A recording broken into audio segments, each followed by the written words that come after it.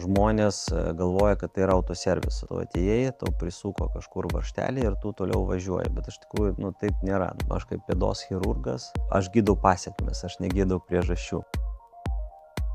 Tai jeigu yra plokščia pėda, tai vadinasi, tu greičiau pavargsti, žmogus vis dėlto nebegali tų ilgų atstumų nueiti ir nubėgti. Tarkim, kalbi su tėvais, kurių vaikai yra plokščiapadžiai, jiem yra sunkiau sekasi fizinio lavinimo pamokų metu. Kaip minėjau, tu labai dažnai matai, kad yra, achilo patologija, bet šalia kartu yra ir plantarinės fascijos arba atvirkščiai. Tas nuima, tarkim, skausmą aštrų, bet tai negydo pačios biomechaninės priežasties visiškai. Tai yra tik tai simptomų malšinimas, o ne priežasties gydymas. Jeigu jums patinka mūsų turinys, tai prenumeruokite mūsų kanalą arba pasidalinkite su draugais, su kuriais jūs galvojate, kad mūsų turinys galėtų būti naudingas. Šiandien turime naują laidą ir šiandien kalbėsime su gydytoju ortopedu traumatologu Dmitrij Gorbačiov. Tai mūsų šiandienos tema yra mūsų pėdos, čiurnos ir kaip išlikti gyvenime sveikiems ir galėti nueiti atstumus ilgus ir be jokio skausmo. Tai pirmas klausimas būtų, evoliuciškai žmonės buvo sukurti vaikščioti ir bėgti, bet šiais laikais matome, kad pasidarė problematiška, daug yra problemų, tai yra plokščiapatystė, plantarinis fasciitas. Tai kodėl taip nutinka, kad žmogus vis dėlto nebegali tų ilgų atstumų nueiti ir nubėgti? Aš matau, čia yra, kaip pasakyti, kelios priežastys. Viena priežastis, kaip ir Rūta minėjai, kad evoliuciškai mes, galima sakyti, nulipom nuo medžių, jeigu taip galima pasakyti. Ir mūsų tikslas buvo medžiot, ten bėgti ilgus atstumus. O dabar, aišku, gyvenimo būdas visiškai pasikeitė. Mes dabar sėdėm ofisuose. Fizinis aktyvumas mūsų pasikeitė visiškai nuo kraštutinių ten kažkokių, sakykime, ten maratonų bėgiojimo, jeigu kažkas, tarkim, nori sportuoti, iki sporto salės, kur statiniai pratimai, kurie visiškai neapkrauna ten mūsų, sakykime, čiurnų ir pėdų taip, kaip turėtų būti. Tai dėl to mes ir turim tas, ligas dabar, čiurnos pėdos patologija, kurią aš matau klinikoje kiekvieną dieną. Ir, tas prie to ir privedė. Aš manau, kad mūsų, evoliucija, avalynės atsiradimas, fizinio krūvio nebuvimas pakankamo arba jis yra perteklinis, tam tikrą prasme nukreiptas visai, kitiem poreikiam. Tai eikim truputį giliau. Pėda juk yra kaip inžinerinis stebuklas. Susideda iš, kiek ten tų kaulų, 33, 26. 26, jo, čiurnai pėdoj kažkur. Jeigu mes konkrečiai. Kaulai ir 33 sąnariai ir daug krūva raiščių, raumenų. jo, labai daug visokių sausgyslių. Iš tikrųjų, vienas iš sudėtingiausių turbūt, aš manau, kad jo. biomechaninė prasme, būtent tikrai yra sudėtingiausias. Ir pėda turi kelis skliautus ir kokia funkcija yra tų skliautų? Mes skirstom tą vadinamą išilginį skliautą, kuris yra pagrindinis, taip pat ten išskiriam skersinį skliautą, kai kalbam apie tam tikras patologijas. Bet jeigu kalbėt grinai apie, sakykime, išilginį skliautą, tai jo funkcija yra kaip amortizatorius mūsų, jeigu lygint su mašinos, tokia analogija, ėjimo metu sugert, sakykime, tą energiją, tą krūvį, ir paversti ją atsispyrimo energiją arba ten, sakykime, jėga kažkokia. Ir skliautas yra tokia labai įdomi struktūra iš tikrųjų, kaip ir visa pėda. Nes yra, žodžiu, skliautas sudaro kaulinės struktūros, kurios sudaro tą vadinamą lanką skliauto.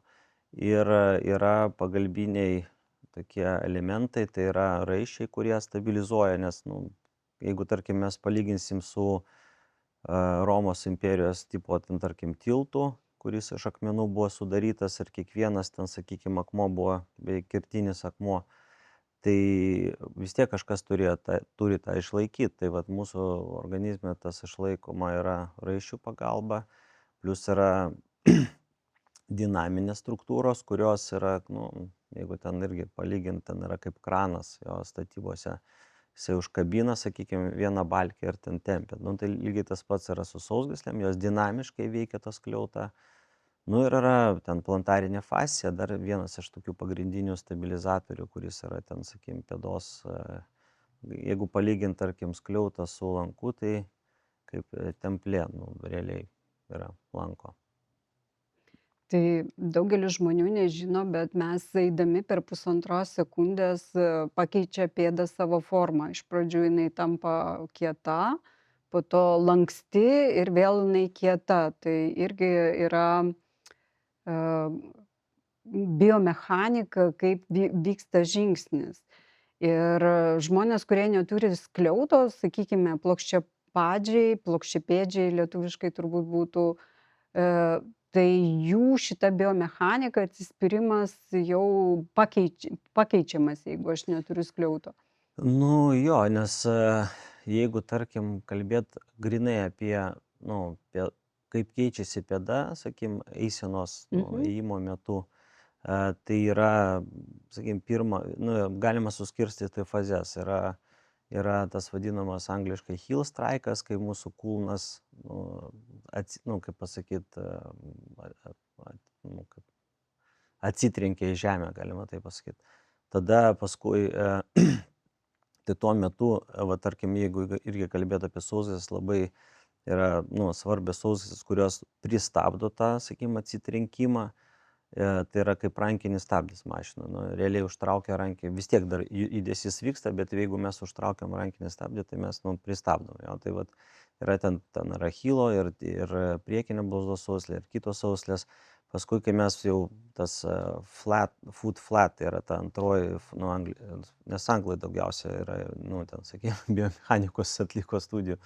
Tai vat, tada įplokštėja ir paskui kylant, žodžiu, užsirakina visi sąnariai, pėda tampa labai standi, jo standėja ir tada mes jau galim atsispirt, sakykim. Tai jeigu, tarkim, nu, žmonės, kurie turi plokščią pėdą, aišku, jiem tas visas, nu, sakykim, ypač tas vat, plokščios pėdos toj fazėj viskas keičiasi, nes pėda, nu, nesugeba sukauptos energijos atsispyrimui. Ir tada gaunasi, kad, tarkim, lūžimo jėgos vyksta per kitus sąnarius, per kitas vietas, nu, sąskaita kitų dalykų, vis tiek, jo, kompensaciniai mechanizmai įsijungia, tam, kad žmogus galėtų atsispirti. Aišku, nu, žmonėm, kurie turi tą patologiją, yra, nu, tam tikros problemos. Pradedant nuo to, kad jeigu, tarkim, kalbi su tėvais, kurių vaikai yra plokščiapadžiai, jiem yra sunkiau sekasi fizinio lavinimo pamokų metu. Tai kartais, aš dabar neatsimenu, man atrodo, netgi būdavo, kad mano laikais, bent jau kai aš buvau jaunas, man atrodo, net vos neatleisdavo. Taip, ir nuo kariuomenės atleisdavo su plokščia pėda. Jo, nuo kariuomenės. Dabar jau nebeatleidžia. Nu kaip, pas mus Lietuvoje irgi atleidžia, kad ten kaip traktuoja kaip 3 laipsnio plokščiapėdystė, bet tarkim, kai kuriuose šalyse, kaip, pavyzdžiui, ten Izraelis, nu, ten Kanada, ten, sakykime, Amerika, man ten, nu, ta prasme tikrai neatleidžia, nes yra daug studijų, kurie tyrė plokščiapadžius kareivius, kaip jiems sekasi tarnybos metu. Tai reiškia, kad matomai, nu, aš aišku, ten nesigilinau į jų įstatymus, bet kiek žinau, jo, ta prasme, tai nėra priežastis netarnauti. Tai jeigu yra plokščia pėda, tai vadinasi, tu greičiau pavargsti, tau nueiti ilgesnius atstumus sunkiau. O kaip su bėgimu? Ar gali plokščiapėdis bėgioti, ar jam irgi taip pat apkraunami kiti sąnariai ir gali atsirasti skausmai? Nu, kaip pasakyti, čia toks sudėtingas klausimas, nes vis tiek žmogus darys tą, ką jisai nori. Nu, aišku, aš manau, kad negali tai pasakyti vienareikšmiškai, kad tu turi tą vadinamą lanksčią plokščią pėdą nuo vaikystės ir kad tu nebėgiok. Nu, vis tiek mūsų pėda yra sukurta nuo krūvių ir vis tiek žmogus nori judėti ir taip toliau. Bet, nu, aš manau, kad čia svarbu yra, nu, žmonėm paaiškint, nu, tarkim, kurie vat ateina, nu, į konsultacijas dėl tų visų problemų, kad jie suprastų, kur yra jų problema, dėl ko gali atsirast tam tikri simptomai ir jie turi, nu, manau, kad savo kūną kažkiek klausyti savo kūno, sakykim, tų signalų, jeigu atsiranda kažkokie skausmai, nuovargis ir taip toliau, nu, ta prasme, kad galbūt reikėtų sumažint krūvį arba pakeist, arba modifikuot kažką, arba pereit prie antigravitacinio sporto. Galiausiai yra plaukimas, ten dviračio važiavimas, ten kur pėdos neapkrauni. Čia vienas dalykas. Nu, kitas dalykas dabar su šiuolaikinė avalyne, nu, yra daug kas yra įmanoma. Iš tikrųjų, nes industrija ten siūlo, dabar ten, sakykim, sportinė avalynė yra pritaikyta tam, kad, nu, aišku, ten dalinai, nu, ir daro galbūt ir žalą tam tikrą, bet, tarkim, teisingai ją naudojant, galima, nu, daug ko pasiekti. Sakykim, Bet maratonų nerekomenduojama plokščiapadžiam nu, daryti. manau, kad taip, bet maratonininkai tai yra religija, ta prasme, jeigu Jie jie vis savo tiek bėgios. yra į galvą savo jo įsikalę, kad jiem reikia bėgti, jų nesustabdysi. Tai va. Tai kaip veikia visa kineziologinė grandinė? Tai jeigu pėda yra kažkokia patologija pėdos, tai ar veikiami yra aukščiau esantys sąnariai ir ar gali tai būti įtaka, kad man skauda kelį, o gal problema yra pėdose? Ar taip yra ar ne? Nu, taip tikrai yra. Yra daug labai, nu, tarkim, studijų ir tokių rimtų studijų. Yra ten netgi žurnalai, yra gait analizės, yra, man atrodo, ten, nu, kažkaip jis tai vadinasi apie eisenos, nu, ten visą tą biomechaniką. Ir aišku, tos studijos yra, nes jeigu žmogus, sakykime, nu, tarkim, vėl grįžtam prie tos plokščiapėdystės, aišku, pas jį skliautai nukrenta, pėdos pasisuka į vidų, aišku, natūraliai sukasi į vidų ir kelio sąnariai ir vyksta tas vadinamas valgusta padėtis, tai yra X formos padėtis.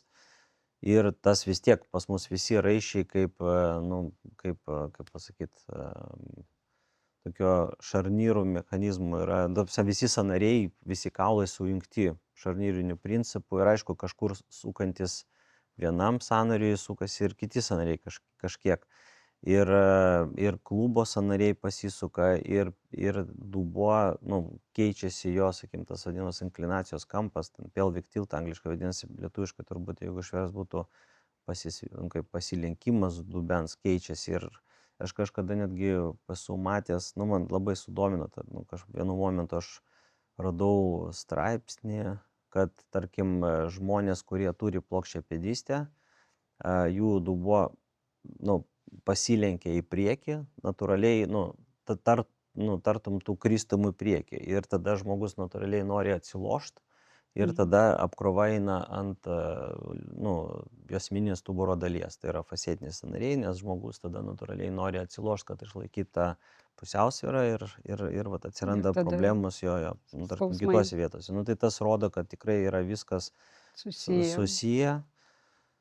Aišku, ta prasme, nu, ten, nu, sunku pasakyti, tarkim, pamačius žmogui konsultacijos metu, ant kiek tas įtakoja jo ten visą tą kasdienį gyvenimą, bet, nu, reikėtų galbūt tą irgi vertinti, ko kartais mes, aišku, nedarom, arba ten galbūt, nes, nu, mes, jeigu taip jau, nu, vis tiek turbūt kalbėsim, tai, nu, aš kaip pėdos chirurgas, aš gydau pasekmes, aš negydau priežasčių.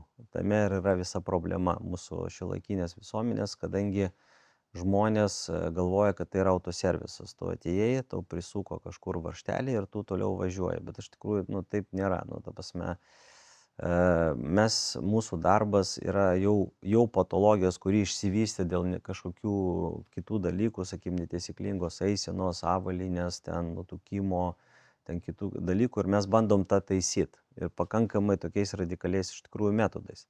Tai va, tai aišku, į žmogų reikėtų pažiūrėti kaip, nu, holistiškai, kaip į visumą. Ir reikėtų, aišku, įvertinti. Ir net nežinau, nu, Lietuvoje kas užsiima tokiais dalykais, turbūt daugiausia kineziterapeutai turėtų, arba ten reabilitologai. nu, vat, ta prasme, pažiūrėt, kur yra disbalansas kažkoks. Mes, aišku, kažkiek pažiūrim iš mūsų pusės, vat, nu, vat, ir aš, ir kolegos, bet, nu, tu negali visko, nu, sakykim, įtakot žmogaus organizme. Paminėjai nutukimą, tai pakalbėkime.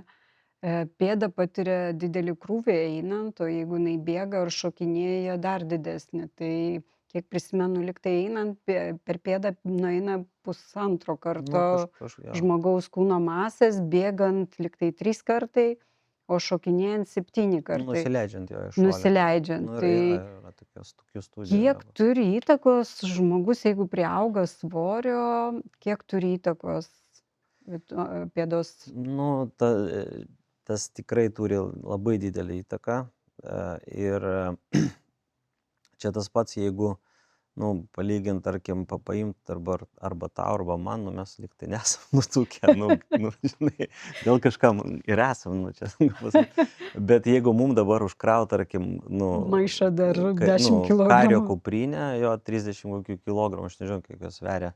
Ir tada nueit žygį, nu, tarkim, aišku, atsiras tam tikri skausmeliai, aš manau, kad kitą dieną, o žmogus gyvena taip kiekvieną dieną, nu, ta prasme, tai aišku, tas turi įtakos. Ir tuo labiau, kad jeigu pažiūrėt grinai, vat, čiurną ir pėdą, tai praktiškai viso kūno svoris sueina į tokias, nu, kaip pasakyti, dvi mažytės struktūras. Jo, nu, pėdos, nu, sakykim, pačios mažiausios mūsų, jo, nu, tarkim, kūno Nu, dalys. tikrai, pagal plotą, Jo, tai nu, tai kiek čia taip. to ploto yra, o turi visą kūno masę išlaikyti ir dar Nu, išbalansuoti tai vat visą tai vat kūną. būtent, jo, ir kai žmogus užkrauna ant savęs tą kuprinę, to svorio, Akmenų. jo, tai aišku, kenčia tos pėdos, nu, tai čia natūralu. Tai kokios dažniausiai problemos atsiranda, jeigu vis dėlto viršsvoris? Nu, dažniausiai būna, vat, nu, ką aš, tarkim,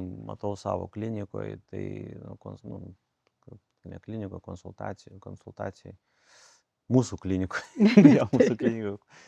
Tai aš, nu, matau, kad, aišku, plantarinis fascitas yra, nu, didelė problema.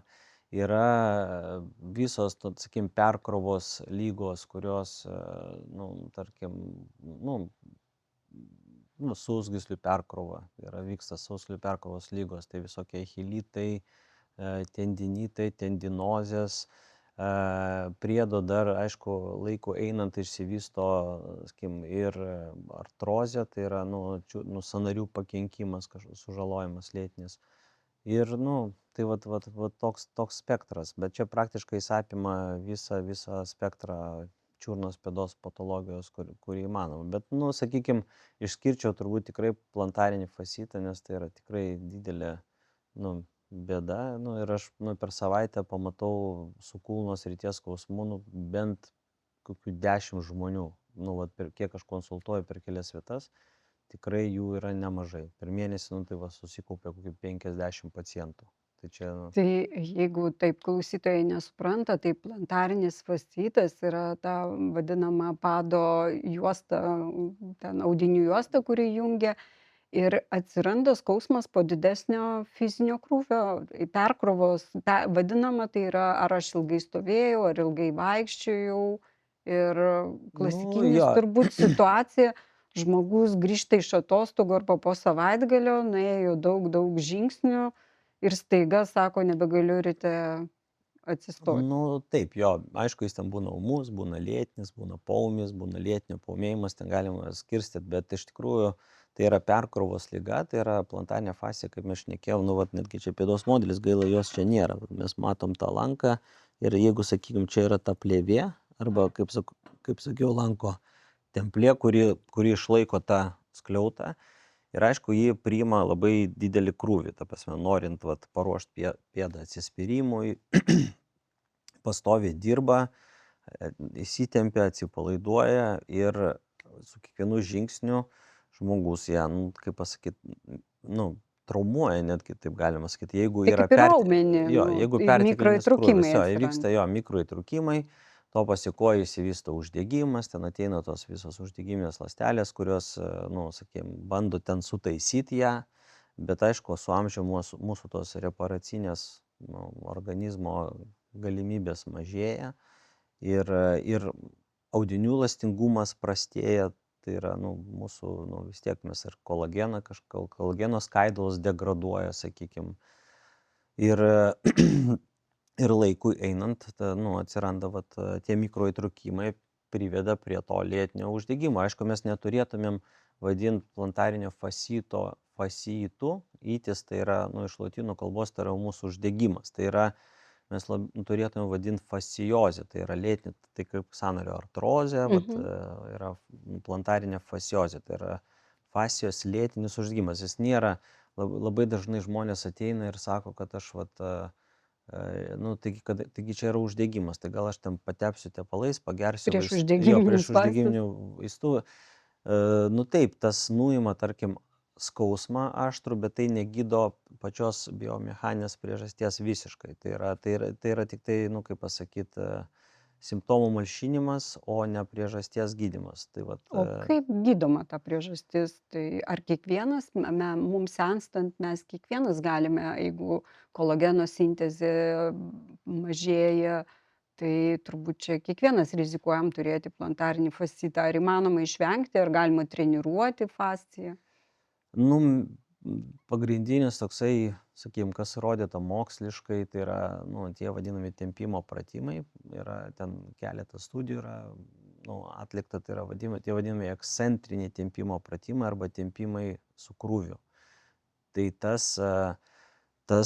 nu, kaip pasakyti, nu, tie pratimai vienas dalykas stiprina, nes organizmas supranta, kad čia yra krūvis, kad reikia daugiau galbūt. Kaip ir raumenį, jeigu tu daugiau apkrauni, raumuo auga, tai taip pat ir fascija, ją reikia apkrauti. Tai turbūt neauga, bet jį stiprėja. Bet kaip ir sausgyslė, jeigu sausgyslę apkrauni, jinai stiprėja. Taip, ir tampa elastingesnė, nu, plius dar, nes yra tas tempimas, jis ištempia fasciją ir sustiprina. Tai yra, nu, specifiniai pratimai. YouTube yra, nu, sakykim, pilna, jeigu ten kas nors nori pasižiūrėti, sakykim, plantarinio fascito tempimo pratimą, bet aišku, ten reikia labai atsirinkti, nes yra, aišku, yra tokios rytinės mankštos, kurias žmogus gali daryti ryte, nes pagrindė, nu, žmonės ateina ir sako, kad, nu, man skauda, sakykim, ką tik atsikėlus. Jo, pirmas žingsnis.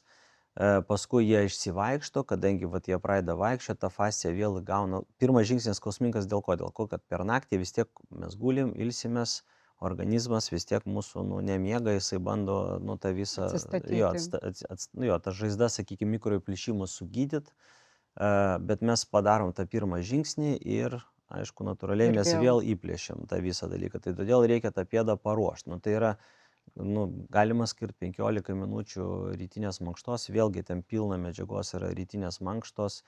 Aišku, kas labai tingi buvo sugalvotos tos vadinamos naktinės kojinės, kurios laiko fasciją įtempime visą naktį. Nu, kiek aš neturiu, sakykime, atgalinio ryšio iš pacientų, kad jie man papasakotų, bet, nu, istoriškai tas būdas yra ir nu, industrija mums, nu, siūlo ten tas kojines.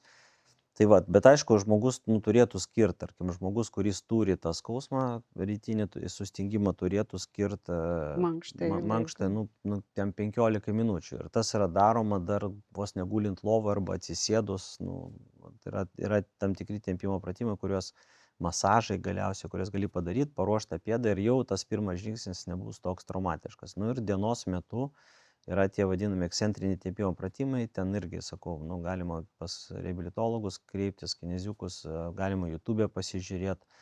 Nu, jie labai paprastai yra daromi, bet tam reikia skirti laiko, o žmonės pas mus jo. Ir visai esmė, kad reikia ilgai daryti, neužtenka savaitės. Nu, žmonės nori dabar irgi, nu, mūsų visuomenė nori. Jie kažką įdeda, jie nori greito, sakykime, efekto arba atsako. Arba tik pagerėja ir nustoja daryti. O čia faktiškai, kad neatsikartotų, tu turi nuolatos tai daryti. Taip, tai būtent tai mažiausiai rekomenduoja 4 mėnesiai iš tikrųjų tempimo pratimų. Ir, nu, nedaug iš tikrųjų, kas, nu, ta prasme, tikrai sąžiningai tą visą daro. Supratau, dabar pakalbėkime apie pėdos raumenis. Yra keli sluoksniai pėdos raumenų ir kokią įtaką daro avalynė šiuolaikinė, nes tikrai avalynės dizainai ir funkcionalumas labai keičiasi, padai darosi visiškai minkšti ir visi nori tų minkštų, darosi padai su užriestais pirštais. E, Kokią įtaką tai daro pėdos sveikatai, nes ekspertai sako, kad tai žaloja pėdą ir raumenys pėdos nebedirba. Ar taip yra iš tikrųjų? Nu, yra, aišku, skirtingų galbūt filosofijų ir teorijų, nu, su ta avalyne, nu, aš nesu ten toks jau, kaip sakyti, Ekspertas. ekspertas, bet jeigu taip bendrai šnekėt, nu, sakykim, apibendrinant, iš tikrųjų, aišku, ta avalynė mum, nu, civilizacijos eigoje mum davė daug labai, nu, sakykim, kažkokių teigiamų, nu, dalykų, bet aišku, nu, kaip ir šnekėjom pradžioj, kad evoliucijai mes turėjom visi vaikščiot Basi. basi, jo, o gaunasi, kad mes dabar įmūrijam tą pėdą į tam tikrą avalynę. Dar, aišku, labai daug yra, sakykime, nu, jeigu kalbėt apie sportinę avalynę, tai, sakykime, sportinė avalynė yra, nu, vat, jeigu taip, kiek aš, va, tarkim, turiu sportbačių ir kiek aš matau, principas yra toks, kad storesnis kulnas, kuris absorbuoja šoką, ne, sakykim, tą nuo šuolio, tarkim, krepšininkų arba kitų ten, sakykim, gravitacinių, sakykim, kaip vadinama sporto šakų metu. Ir aišku, tas yra priekinis rokeris, tas vadinamas, nu, Pirštai pakelti. pakelti pirštai. Tas biomechaniškai, nu, aš manau, dėl ko taip yra padaroma. Vienas dalykas, kaip sakiau, šoko nuo to, sakykim, absorpcija. O kitas dalykas, kad, sakykim, kai mes įtempiam pirštus, plantarinė fascija irgi įsitempia dėl to, kad jį tvirtinasi prie piršto ir tai yra toks, nu, kaip gervės mechanizmas, jo vinlas angliškai vadinasi. Ir kai mes įtempiam pirštus, įsitempia visa fascija ir, nu, pasidaro standesnis tas mūsų, sakykim, pėdos kliautas. Tai realiai sportbačiuose tas kliautas yra pastoviai įtemptas ir ta fascija yra pastoviai tokiam įtempime. Ir aš manau, kad galbūt tai yra daroma specialiai, vėlgi tam, kad paruošti iš karto tą pėdą tokiam greitam startui, nu, bet ar tai yra gerai pėdai, nu, manau, kad turbūt ne, nes jeigu, nu...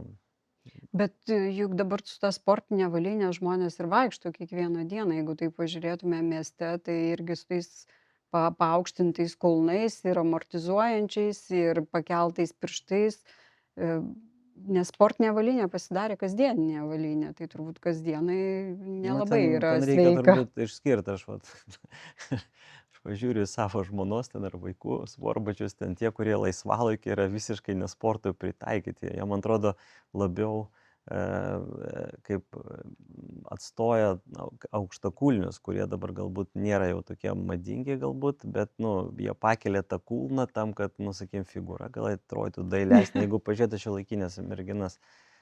O aišku, nu, ir tas yra irgi tarp kitko, vat, kitas dalykas, nes kai labai yra pakeltas kulnas, nu, Achilo sausgyslė tada santykinai trumpėja. Galėsim paskui irgi apie tai pakalbėti. Ir tai va, tai čia, nu, viena tokia, sakykim, laisvalaikio, kurie atrodo kaip sportbačiai, bet iš tikrųjų, nu, aš manau, kad laisvalaikio. O tikroji sportbačių, nu, tikrai, va, sportbačiai, tai, va, nu, kaip ir sakiau, yra tas, nu, rokeris vadinamas, tai yra priekinis rokeris ir va, nu, irgi kažkiek pakeltas kulnas arba kažkokie šoko absorberiai įdėti tą kulną. O kiek įtakoja per siaura avalynė? Ar dažnai matot, kad pacientai ateina su per siaura avalynė? Nu, aš manau, kad taip, jo siaura. Nu, sportbačiai jo, turbūt jeigu pasižiūrėjus, tikrai yra tas priekis susiaurintas daugelį. Susiaurintas, jo, ir, nu, įtakoja, nes vienas dalykas, nu, irgi yra kita labai dažna mūsų, sakykim, patologija matoma konsultacijų metu, tai yra tas, nu, kauliukas vadinamas, tas haliuks valgus. Ir aišku, mūsų, va, sakykim, ta avalynė ir įtakoja tą, kad tas pirštas yra suspaudžiamas, jis lenkiamas prie to antro piršto. Kai taip įvyksta, tada yra, kaip mes žinom, sausgyslės, kurios tiesia ir lenkia tą pirštą, tai aišku, jų, sakykim, jėga tempimo pasislenka į šoną ir tada jie jau tampa kaip ir patologijos variklis. Jo, jie tada irgi ten pradeda tempt, žodžiu, ir tas kauliukas pasidaro nefunkcionalus. Ir, ir jeigu mes, tarkim, vaikštom kaip, jeigu mūsų pėdą galima tokius palyginti su tokiu tripodu, su stovu, sakykime, kameros, jo, kur yra trys, Taip, ane? trys stovai. Tai vat mūsų pirmas pirštas vienas iš tų, sakykime, taškų, jo, Pagrindinė. kuriuo mes remiamės. Ir gaunasi, kad jis yra išjungiamas iš to, sakykime, jis nebeatlieka tos funkcijos ir angliškai, anglų literatūra tas irgi vadinama dysfunctional first rate, tai yra pirmas pirštas nefunkcionuoja taip, kaip jisai turi. Aišku, da krūvis perkelimas yra toliau, Ant o kitų pirštų. ten yra labai ploni padikauliai, kurie nepritaikyti, ir sąnariukai maži, kurie nepritaikyti tam krūviui. Ir jeigu irgi vat, mes labai dažnai, vat, tarkim, pažiūrėjus žmogų su kauliuku, matom, kad susidaro tos vadinamos nuospaudos, kurios yra jau migruoja labiau į išorinę pėdos pusę, ten, sakykim, po 2-3 padikaulių susidaro didelė nuospauda. Tai vat viena iš tų priežasčių yra, kad krūvis yra paskirstomas pėdoj visai kitaip. Tai didysis pirštas yra labai didelę funkciją atlieka mūsų eisenos biomechanikoje, ar taip supratau? Aš manau, kad jis, jeigu vėlgi grįžt prie to Windlass mechanizmo, tai taip, jis yra vienas iš tų, sakykime, pagrindinių, jo. Ir dar, yra tokia patologija, tarkim, mes žinom, kad yra ten nelankstus nykštys, yra tokia patologija. Aišku, tai yra jau pasiekoja to, kad išsivysto sąnario artrozė, ten nebūtinai turi, dėl kauliuko to vadinamo būt, gali būti ir ten ir dėl traumų ir taip toliau. Bet dar yra tokia patologija, kurią pamiršta dažnai, manau, kad yra tokia kaip Galiux limitus, tai yra limituotas judesys to sąnario. Ten yra labai paprasti testai tą patikrint. Tai vat, kaip tik to pasiekoja, sakykim, sutrinka tas Windlass mechanizmas to pirmo piršto, jisai nebefunkcionuoja taip, kaip turi funkcionuoti. Ir netgi kartais operuoja tokius dalykus. O tai pilnas internetas tų pirštų jogos, ten pakelia nykštį, nuleidžia, tai iš tikrųjų tai padeda išlaikyti tuos pirštus funkcionaliais ir judesiai. verta daryti tokius pratimus.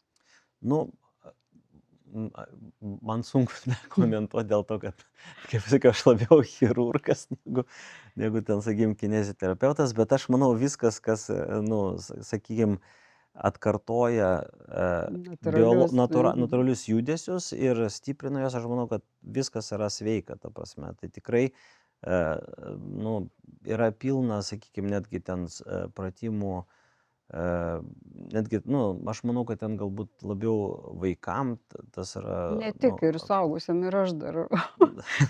Pirštų joga, tai didžiojo piršto pakėlimas, nes kiek pamatau, tai pagrindė žmonės, jau vyresnio amžiaus žmonės piršto pirmo nelabai gali pakelti.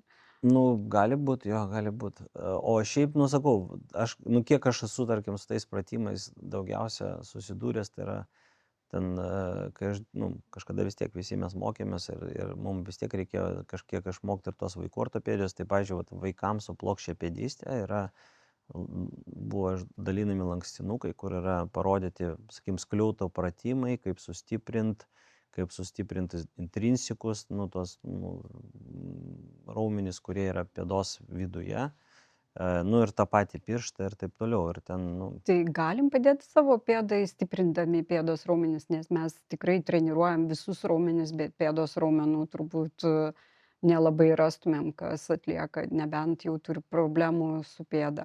Ar verta prevenciškai treniruoti pėdos raumenis? Aš manau, kad tikrai verta.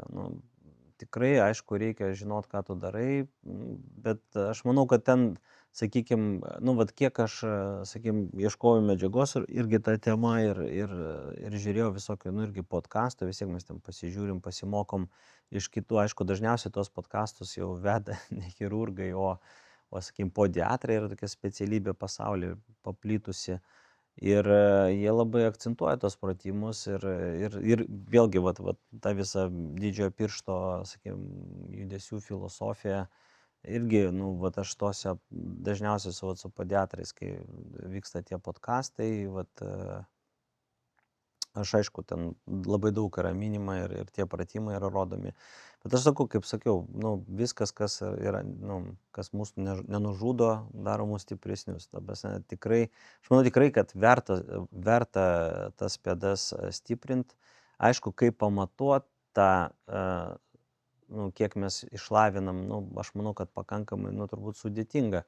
Yra čiurnos, tarkim, labiau mes galim išmatuot ir ten čiurnos, ten, sakykim, pratimai kažkokie stiprinantis, kurie, nu, tikrai yra jau mūsų ten, mes pacientus mokinam ten ir po traumų ir taip toliau.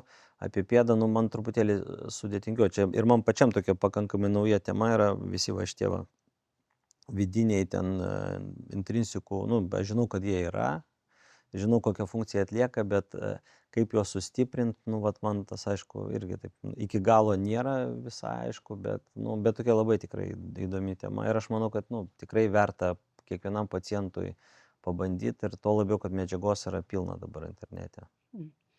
Tai einam aukštyn, tada yra čiurna, yra achilo sausgyslė ir yra blauzdos raumenys, kurie labai dalyvauja eisenoje ir pėdos ir čiurnos sveikatoje. Tai kiek man tenka girdėti klinikui, kad trumpėja blauzdos raumenys, achilo sausgyslė trumpėja, tai kodėl jie trumpėja ir kokios pasekmės, kai jie sutrumpėja? Nu tai va, tai kaip ir nu, mes jau buvom trumpai paminėję, aišku, tai yra, nu, sakykime, dėl to, kad mes nešiojam avalynę, jo, nu, realiai dėl to trumpėja ta sausgyslė.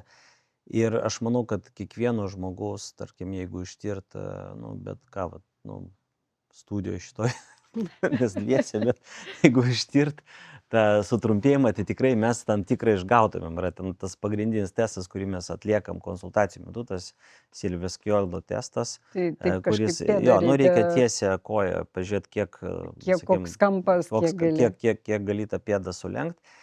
Ir aišku, galiu vienareikšmiškai pasakyti, kad, nu, sakykim, konsultacijos metu aš tikrai, nes, nu, kadangi žmonės jau ateina su problemom, tikrai visų tas Silvio-Skjoldo testas yra teigiamas. Tai yra nu, achilo sauslės kontraktūra. Nu, 100%. Nu, ne achilo sauslės, o dvipilvio raumens ir nu, užpakalinės blauzdos visų tų raumenų. Tai va, ir tas aš manau, kad tikrai va, evoliuciškai, nes netgi jeigu aš atsimenu, man atrodo, kažkokia klasikinė buvo studija, kur tyrė, nu, žodžiu, džiunglėse gyvenančias jo tautas ir nu, tarkim, jų, sakykim, tarpe nėra plokščiapėdystės, nėra galios valgos patologijos ir Jie batų tokių jie modernių nenešioja. nenešioja batų paprasčiausiai. Tai va, tai tikrai tas yra, nu, problema, o achilo sausgyslė yra tikrai didelis mūsų amortizatorius, kuris labai daug sugeria tos ir atsispyrimo metu, ir nusileidimo metu energijos, ir veikia ir ekscentriškai, ir koncentriškai, ir tai yra susitraukia, ir įsitempia, bet įsitempia kontroliuojamai, tai yra toksai kaip irgi, kaip spiruoklė, nu, negali be galo ištempti. Lygiai tas pats yra su achilo sausgyslė. Ir kadangi, vat, jeigu... Tai nepakankamai dirba, jeigu batai yra su aukštesniu kulnu, tai achilo sausgyslė nepakankamai išsitempia ir Nu, yra, aišku, nu, galima sakyti, galbūt, kad jie yra kažkiek atsipalaiduoja, bet iš tikrųjų vis tiek, nu, mūsų sauslė, nu, adaptuojasi, ta prasme, prie jie sąlygų. nebereikėjo tiek Jo, išsitempti ir jinai jis- tada, aišku, jinai mažiau tada įsitempia. Tai vat, ir tas pats achilo sauslė turi įtakos tam pačiam ir plantariniam fascitui. Vat viena ten priežastis, kaip šnekėjau, nutukimas, kita priežastis yra trumpa achilo sausgyslė irgi, kadangi vis tiek achilo sausgyslė tai yra visa, nu, su plantarinė fascija, galima sakyti, sudaro vieną kompleksą. Šitas struktūros abi tvirtinasi prie kulno ir gaunasi, kad jeigu, tarkim, achilo sausgyslė yra pastoviam tempime, tai per jeigu mes vat pažiūrėsim jo, va čia, va, tarkim, tai Mhm. persiduoda tas tempimo momentas, persiduoda ir į plantarinę fasciją, nes kūnas natūraliai kyla ir tada gaunasi, kad ir plantarinė fascija yra pastoviai įsitempusi ir mes labiau linkę ją traumuoti ir turėti tą plantarinį fascitą. Ir labai dažnai, pavyzdžiui, jeigu tu pamatai vat, pacientą konsultacijose, tarkim, nu, visi ten labai mėgsta ten tą terminą plantarinis tas pentinas, ten Mhm. atauga, šeimos gydytojai ten galvoja, kad tai yra priežastis, net nėra priežastis, tai yra pasiekmė ligos ir kai mes padarom rentgeno nuotrauką, žmonėm, kurie turi, tarkim, plantarinį fascitą, jie labai dažnai turi tą patį pentiną, tą Tai kalcifikatą. sausgyslė ant tiek stipri plantarinė fascija, kad net kaulo deformacija įvyksta, taip? Nu, ten ne visai deformacija, tai yra toks labiau, aš sakyčiau, Kabliukas. apsauginis jo mechanizmas organizmo, kuris bando tą visą, nu, jis taip reaguoja į lėtinį uždegimą, jis ten pradeda auginti tas Ai, ataugas. Jo, jo, jo. užaugina. Tai Nu, ten nes ir kadangi jinai tos ląstelės, tos pačios uždegiminės, jos veikia ir kaulą lygiai taip pat, nu, skatina ten, sakykim, kažkokius, nu, osteogeninius procesus. Tai va, kaip minėjau, tu labai dažnai matai, kad yra, tas, sakykim, achilo patologija, bet šalia kartu yra ir plantarinės fascijos arba atvirkščiai. Tai va tai įtakoja. Aišku, dar kitos ten problemos su achilo sausgyslė, tai yra nu, traumas, apie kurias irgi galėsim pakalbėti, yra tendinitai, tai yra uždegimai ir tendinozės, tai yra lėtiniai uždegimai, kurie, sakykim, pereina į tą vat, lygiai taip pat kaip su plantariniu fasciozė. tai irgi taip pat įtakoja degeneraciniai Tai procesai, lygiai tokie patys, tai yra sakykime, mikro įplyšimai, įplyšimai, kurių žmogus labai dažnai iš nebesugydo, pradžių ane? jo nejaučia, paskui jau, kai būna jų pasiekia kritinę masę, tada jau ir nebesugydo, tada jau atsiranda simptomai ir tada keičiasi pačios sausgyslės struktūra. Nu, kūnas, galima sakyti, kad, vat, pavyzdžiui, kai mes operuojam tą, aišku, mes retai ją operuojam pačią sausgyslę, stengiamės neoperuoti, nes šiaip tai reikėtų ją gydyti konservatyviai, bet kai mes operuojam, mes matom, kad jau nėra tokia graži kolageno, sakykim, kolageno skaidulos, nėra, nu, kaip pasakyti, nėra tokia struktūriška, kaip turėtų būti, nes mes dažniausiai matom sausgyslę, tai yra kolageninės skaidulos, gražiai Ir išilginės jos. jo, o ten toj vietoj, kur vyksta degeneracijos, sausgyslė tiesiog pavirsta kremzle. Tai yra praktiškai toks fibro kremzlė tokia. Kietėja. Jo, kitaip tokie yra pasakant. kietėjimo židiniai, jo realiai, kurias mes, nu, bandom ten tvarkyti ir taip toliau, yra visokių būdų. Tai va, tai kas liečiant, nu, Tai galim iškart pereiti tada achilo sausgyslių traumos. Tai kiek man žinoma, tai yra krepšinis turbūt lyderis šitoje vietoje, Lietuva krepšinio šalis, jo, bet gal ne futbolas. vien krepšinis, gal dar futbolas. Nu, jo, Tai pakalbėkim, kas vis dėlto susiduria ir kodėl susiduria su achilo sausgyslės traumomis. nu, su jom, sakyčiau, susiduria praktiškai Visi ir profesionalai, ir Jo, mėgėjai. jeigu, tarkim, nu, aš esu labiau futbolo, dabar jau Gerbėjas. pasaulio čempionatas vyksta. Tai tarkim, jeigu mes prisimnam, kelintų čia prieš 6 metus turbūt buvo Europos futbolo čempionatas, kur, nu, ten italui, nu, žaidėjų Italijos rinktiniai tiesiog aikštėje plyšo achilas, nu, spontaniškai. Tai va čia apie profesionalus, jeigu kalbėt. Taip, bet ir mūsų krepšininkai turbūt Nu, beveik visi jo, turi. Sabonis turėjo Macijauskas ir operuotą, Kalnietis ir jeigu taip klasikinis pavyzdys. O šiaip dabar visi sportai, kur yra, nu, sakai, naudojamas sprogstamoji, ta vadinama jėga, kur reikia staigiai atsispirt, visi yra rizikos grupiai. Ir aš turėjau ir pats, nu, dabar labai populiarus sportas yra, tarkim, padelis, pilna padelininkų. kur achilo sausgyslės. Kur nuplyšta achilo sausgyslės. Tai jie nepasiruošę, galima tam pasiruošti, kad Nu, aš būtų manau, kad jo, aš stipresnė? turėjau netgi, sakykime, jaunų padelininkų, kuriem atrodytų, nu, vat mes ten galim kalbėti apie tas Weekend Warriors, apie savaitgalinius Taip, karius, ane, kur kurie jau ten 40 degeneruotos jau sausgyslės. 40 plus vyrai sugalvoja prisiminti jaunystę, arba ten su Čia vaikais krepšinį išeina, Arba futbolą. jo, pažaist. Tai vat jiem, aišku, ten dažnai tos traumos būna ir, nu, tai yra klasika dabar. Aš nu, tarkim, kadangi aš, nu, daug jų esu ten ir išoperavęs, tai galiu pasakyti, pradedu, nu, ten, sakykim, aš ten sugalvojau išeiti alaus išgėręs su draugais tinklinį pažaist, daugiau, aišku, paskui sako, taip niekada nedarysiu. Baigiant, va sakau, jaunais padilininkais ir netgi ten, sakykim, kartais užtenka, kai sauslė yra degeneruota, kurie jau yra virš 50 ir vyresni, tiesiog netgi ant laiptų paslyst, nu, vat praleist, sakykim, tą pakopą, paslyst, pėda staigiai kyla į viršų ir netgi tada nutrūksta Nutrūksta. sauslė. Jo. Tai ar galima ištreniruoti, pasiruošti achilo sausgyslei, žaidžiu va patilį, dabar labai madinga, ar reikia specialiai dar paruošti vis Nu, aš dėlto? manau 100%. Ir tarkim, pas mus, nu kaip bando, sakykim, aišku, tempimo pratimai yra, nu, paprasti tempimo pratimai prie sienelės atsistot, pasilenkt, nu ten irgi vėlgi krūva ten, nu, yra pratimų, sakykim, nu, vat, grinai, nu, achilui pratempt prieš sportą. Ir ten irgi vėl nereikia ten pusvalandžio, ten valandų skirt, užtenka ten 10-15 minučių pastovėt prie tos sienos pasilenkus. Čia vienas dalykas. Jeigu taip kalbam, kad paruošt, nu, taip jau, nu, ruoštis nuolat, tai yra vienas iš tokių pagrindinių, vėlgi, nu, lygiai taip pat kalbėjome apie plantarinės fascijos ekscentrinius tempimo pratimus, tai lygiai taip pat yra achilo, jie netgi turi pavadinimą, yra Alfredsono protokolas, galima paguglinti savęs Alfredson protokol ir tai yra tai yra vėlgi tempimas sausgyslės su krūviu. Lėtas tempimas ir tada sauslė adaptuojasi. Vienas dalykas, jį įgauna tą elastingumą, bet kitas dalykas, jis stiprėja, nes kūnas, ir ten reikia pastoviai progresuoti, tai yra reikia kelt svorį. Ir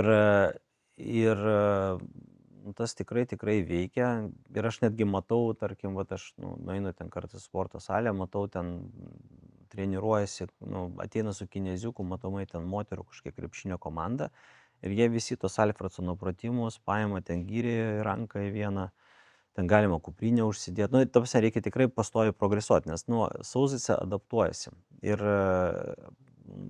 prie to krūvio. Ir reikia pastoviai truputėlį po biškį kelt tam, kad nesustot. Tai va. Pakalbėjom apie achilą, o dabar bėgikai, vis dėlto bendruomenė bėgikų didėja, maratonai ištisai vyksta, Vilniuje jau net gyventojai protestuoja prieš bėgikus, kad vis dėlto jie per dažnai. Tai su kuo susiduria bėgikai? Aš pati pabėgioju, tai kai bėgi didelius atstumus, jaučiu kartais ir plantarinę fasciją, turbūt nepakankamai ištreniruota, bet kokios bėgikų traumos pagrinde yra pėdos, čiurnos, achilo, blauzdos ar?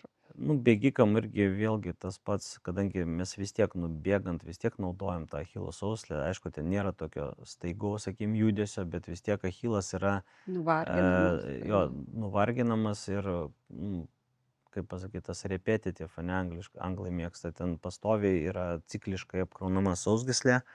Vienas dalykas, plantarinė fascija lygiai taip pat.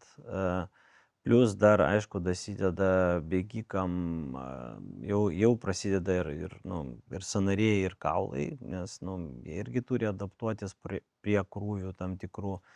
Ir stresiniai lūžiai, tikrai labai daug mačiau stresinių lūžių, pradedant nuo padikaulių, baigiant šeivikaulių, ten, sakykim, kulnakaulių netgi esu matęs. Tai stresinis lūžis vyksta dėl per didelės apkrovos, kūnas tiesiog neprisitaikęs. Jo, tai viskas vyksta tuo pačiu principu. Mikro įlūžimai, kurie laiko einant nesutaisomi ir jie pavirsta pilnų lūžių, tai yra tikras lūžis, kuris ten nueina. Aišku, dar iki to lūžio jau kūnas mums signalizuoja ir būna tos vadinamos stresinės reakcijos kaulo, jeigu, tarkim, magnetinius rezonansus darant tokiem pacientam, kartais taip galvoju, ateina pacientas, kaip tik, klasika, sako, aš čia sugalvojau pradėti bėgiot ir man atsirado dabar, sakykim, ten padikaulio skausmas. Aišku, tie lūžiai rentgenologiškai pasimato žymiai vėliau ir po mėnesio kartais, kai jau pradeda, nes jie be poslinkio, jie nepasislenka, tų plika akim Tai nemat. rentgeno nuotrauka nelabai kartais įrodo. Jo, jį rodo, kai jau įsijungia tas reparacinis mechanizmas ir kaulas pradeda jį lipdyti, tas stresnį lūžį. Tada tu jį pamatai jau tą vadinamą kaulinį rumbą, jo, gyjantį kaulą.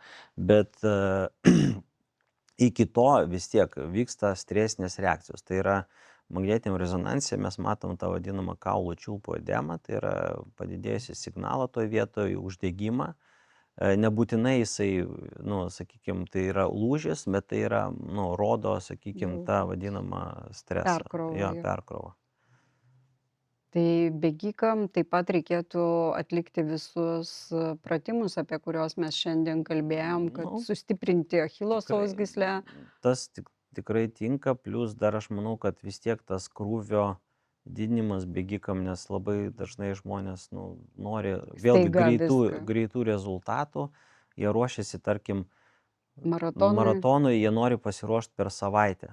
Jie galvoja, kad jiem tik tai reikia kardiovaskulinę sistemą paruošti, o apie kaulus ir ten raumenis ir sauslės, iš tikrųjų pamiršta labai dažnai. Tai tas yra, tikrai maratonui reikia ruoštis, aš manau, aš pats nesu bėgikas, bet manau, kad tikrai pusę metų. Aš turiu draugų, kurie ten mėgsta į kalnus lipti. Tai jie ten, tarkim, pusę metų treniruojasi, jie ten lipa ten laiptais į ofisą, ten kokį 9 aukštą, ir panašiai, plus dar ten bėgioja, plus dar tas, ta prasme labai. Visą tikrą. Kiek man teko domėtis, tai per savaitę gali padidinti 10%. Jo, 10%. Aš irgi tą skaičiau, kad jeigu nereikia staigiai labai ten. Ir plus dar reikėtų turbūt jėgos treniruotės, blauzdos raumens ir priekiniai, ir galiniai blauzdos raumenys. Ir avalynė svarbi yra. Irgi, aš manau, kad dabar bėgikam tikrai ten rinkoje yra specialūs bėgimo bateliai, irgi ten nebereikalo. Aišku, galbūt jie, sakykime, galimai čia yra kompromisas, tarkim, tarp, sakykime, to vadinamo barefooto, nes yra dabar tokia religija irgi Lietuvoje pasako. Tu už barefoot batus ar prieš? Aš neturiu nuomonės tiesiai. Aš, kaip pasakyti, domėjausi truputėlį, nes aš pamačiau, kad čia, žinai, mano kolegos ir mačiau, kai kurie ten nešioja tą, ir man taip pasidarė įdomu, dėl ko čia taip. Aš manau, kad yra pliusų ir minusų. Aš bėgioju su barefoot. Rimtai? Taip. Supratau. Man patinka turbūt. Jausmas, kad. Ne, yra tas nusileidimo, kad turi middle foot nusileisti. Man su tokia avalynė yra lengviau kontroliuoti tą nusileidimą, kad ant kulno nenusileisčiau, nors gal. Man tie cushioned kulnai, nuo jų vos ne balansą aš kažkokį prarandu. Man jie per minkšti, aš tikrai nejaučiu kontakto su žeme ir man trukdo balansui pasiekti.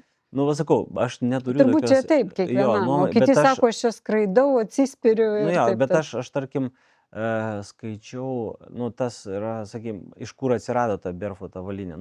Bent jau mano supratimu yra ten darytos studijos, man atrodo, Britanijoje ir ten mokslininkai nustatė, iš kur atkeliavo ta visa filosofija, kad žodžiu, su tais, sakykim, cushioned, kaip tu sakai, su paminkštintais kulnais, žmogus nejaučia to streso bėgdamas, sakykim, ir visas iš tikrųjų stresas, absorbuoja tą pagalvėlę, bet tada mes, kaip pasakyti, mums dingsta baimės jausmas ir tada tos jėgos kyla į viršų, ten kelis, ten. Nebejaučiu kontakto, nebejaučiu savo kūno su juo bėgdamas. Su barefootais yra, aš skaičiau, kad kitaip, ten kaip tik tu kontaktą pilną jauti, tada tu stengiesi apsaugoti tą kūną.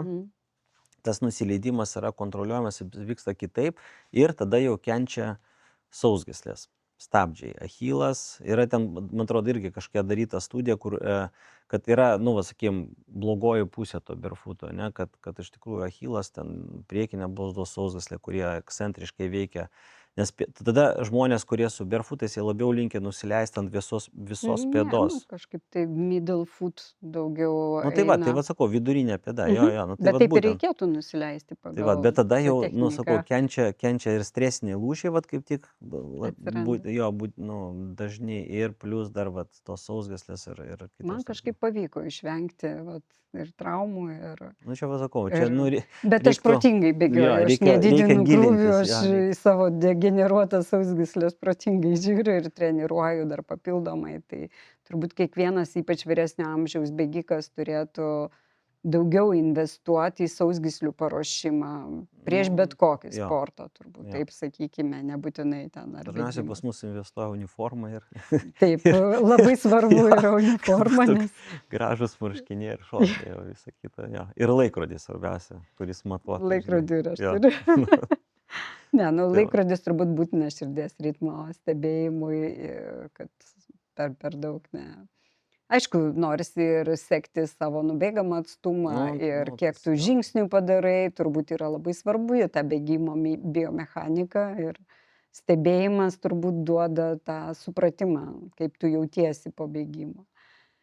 Tai dar nepakalbėjom šiandien apie čiurnas ir čiurnų traumas, kurios tikrai liečia nuo sportininkų iki senyvo amžiaus žmonių, jie visi jas patiria ir dėl ko jos įvyksta, kas yra labai svarbu prevencijai, gal apie tai dar pakalbėkime, čiurną. Apie traumas būtent. Apie traumas čiurnų. Tai yra patempimai, turbūt dažniausiai čiurnos trauma, po to ten plyšimai, įplyšimai. Taip. Aišku, ten dažnai labai kartu su tom traumom eina, ne dažnai, bet aš manau, kad iki 10-20% ir kremzlės sužalojimai, čiurnos pačios sąnario ir sausgyslių plyšimai, nes pagrindinis, vienas iš tų stabdžių, kur mus, stabdo nuo to, pasukimo čiurnos yra šeiminės sausgyslės, kurios įplyšta. Ir netgi yra neuropatijos, tam tikrų nervų, kurie yra, ištampomi to nykštlio metu. Ten iš tikrųjų visas kompleksas. Labai sudėtingas mechanizmas. Visas kompleksas tų dalykų, kuriuos kartais mes, gydom pasiekmes jau tų patempimų, tai yra jau degeneracinės sausgyslės ligas, kurios išsivysto ir dažniausiai žmogus pasakoja, kad aš ten jaunystėje buvau profesionalus sportininkas, o dabar ateina su visiškai sunykusiu čiurnos sąnariu. Iki tokio lygio. Tai nėra toks, nekaltas dalykas čiurnos raiščių patempimas ir kuris, iš tikrųjų biomechaniškai veda prie labai didelio spektro pasiekmių. Jo. Bet turbūt, nežinau, kiek labai daug žmonių ir aš pati esu patempusi, tikrai daug žmonių yra patempusi. Jo. Tai aš dirbau trampunkte, tai kokiu 30% pacientų. Aišku, ten yra tos tokios diagnozės, kurios labai dažnai mimikuoja tą čiurnos raiščių patempimą, tai yra ten ir įvairūs padykaulių lūžiai, ir kitų tolimesnių pėdos sąnarių, traumos, kurios atrodo visiškai kaip čiurnos raiščių patempimas kartais kliniškai, nes čiurna visa sutinusi kaip bulka, tai ten, atskirt be specialių tyrimų kartais būna sudėtinga. Tai čiurnos patempimas nėra toks nekaltas ir turbūt į juos reikia žiūrėti labai rimtai, juos išgydyti ir turbūt reikalinga kineziterapija, kad atstatyti. Tikrai taip. Nes kiek procentų, man teko skaityti, kad apie 70% žmonių patiria antrą čiurnos patempimą ir po to turi čiurnos sąnario nestabilumą. Jo, lėtinį nestabilumą. Ir netgi, kaip minėjau, jeigu paimta kategorija žmonių, kurie turi tą degeneracinę sąnario lygą, artrozę, aš dabar tiksliai skaičių neprisimenu, bet man atrodo 50% iš jų anamnezėje kažkada turėjo dauginius čiurnos raiščių patempimus. Tai tas tikrai tiesa. Dar pakalbėkim apie balansą. Sakykim, senatvėje mūsų problema yra griuvimas ir to balanso neišlaikymas. Tai ar čiurna čia dalyvauja ir kaip jinai dalyvauja tame balanse? Čiurna, aš manau, kad visi sąnariai iš tikrųjų dalyvauja ir sakykim, ten... Propriocepcija yra. Propriocepcija yra. Tai būtent, sakykim, jeigu prie čiurnos raiščių, sakykim, labai dažnai įvyksta ta trauma, sakykim, kai yra sutrinka propriorecepcija dėl tam tikrų priežasčių.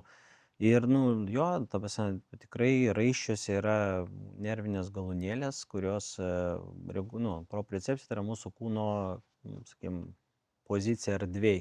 Tai yra, kaip mes jaučiamės. Bet, seni žmonės tikrai ne vien dėl čiurnų Ne, aš prižiūrėti. suprantu, bet iš tikrųjų svarbu yra treniruoti balansą, kad Tikrai taip, bet reikia apskritai raumenyną treniruoti, nes seniem žmonėm mes žinom, kad mūsų raumeninė masė su amžium mažėja, hormoninis fonas priedo, tai ten, ta prasme, visas kompleksas, ten vien tik tai, sakykim, aš manau, kad čiurnų izoliuotas treniravimas, iš tikrųjų yra svarbus, bet vien tik tai, balanso reikalai, tai ten, ypač seniem žmonėm, tai yra plius dar kardiovaskulinė sistema, galvos svaigimai, ten krūva visko sueina, plius ten griebimosi jėga, jie, negali susigriebti,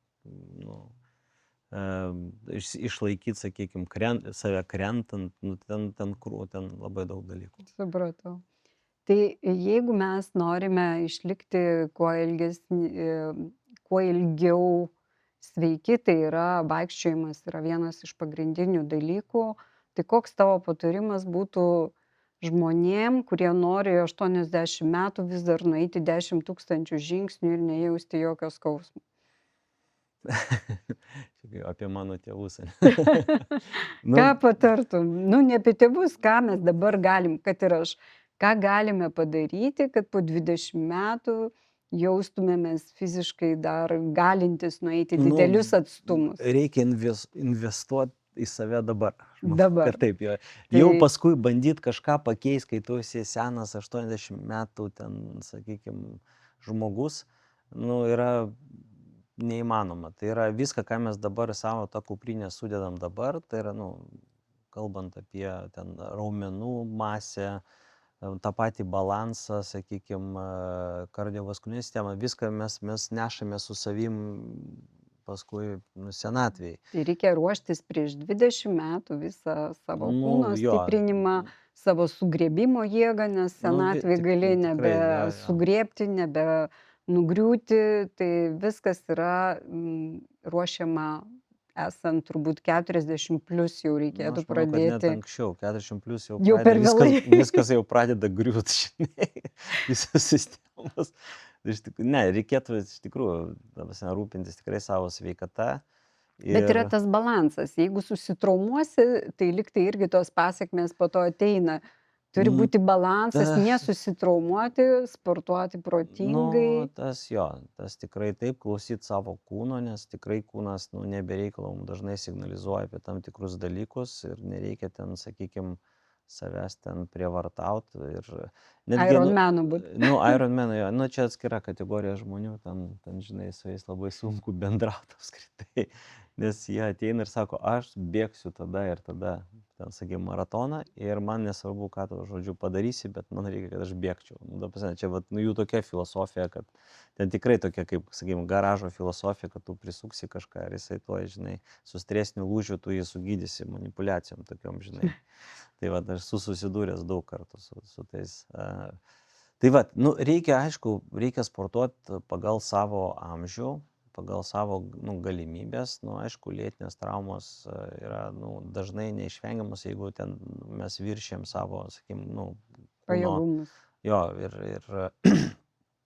Tai ir reikia labai labai tada gilintis iš tikrųjų, galbūt netgi aš žinau, kad dabar visi savo moksliai, dirbtinis intelektas ir taip toliau, bet netgi kartais netgi profesionalo kažkokio, kad pasamdyt, bet tai eksperto, nes visi mes norim būti labai sveiki ir gražus, bet kartais mes save patys lošinam. Ar turėjai kada pacientą, kuriam 80 metų ir jis dar bėga? Oi, turėjau, tikrai tikrai, mačiau tokių, ir 90 metų. Nu, jie ten Esi nebūtinai turėjęs bėga. 90 metų Jo, dar nu, jie bėgant nebūtinai bėga, bet jie Jie- gyvena, sveiką gyvenimo būdą. ir fiziškai tikrai Fiziškai dar. dirba, tarkim, vat kaimo žmonės, jo, jeigu paimti, nes Mhm. jie, dirba tą fizinį krūvį kiekvieną dieną ir jam daugiau nieko nereikia.